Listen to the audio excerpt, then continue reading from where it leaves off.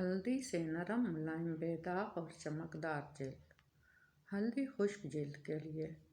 खुश्क व बेरौनक और खुरदरी जल्द के लिए 1 अदद अंडे की सफ़ेदी में 2 कतरे जैतून का तेल, 1 ताज़ा लीमू का जूस, थोड़ा सा अर्के गुलाब और चुटकी भर हल्दी डालकर अच्छी तरह मिक्स कर लें। अब इस मिक्सचर को चेहरे, गर्दन, कोहनियों और घुटनों पर लगाएं और खुश्क होने पर नीम गर्म पानी से धो लें।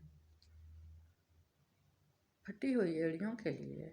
फटी हुई एड़ियों के लिए 3 खाने के चम्मच हल्दी में 1 चम्मच नारियल का तेल या कैस्टर ऑयल डालकर इसका पेस्ट बनाएं और उसे एड़ियों पर लगाएं।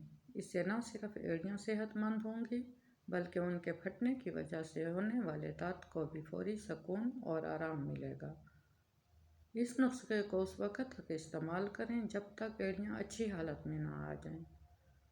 जिल्द में चमक के लिए थोड़े से संदल पाउडर में चुटकी भर हल्दी और चंद कतरे खाने पकाने का तेल शामिल करके इसका पेस्ट बनाएं। अब इस पेस्ट को चेहरे पर लगाएं और तकरीबन 15 या 20 मिनट के बाद थोड़े पानी से मुंह धो लें। चेहरे पर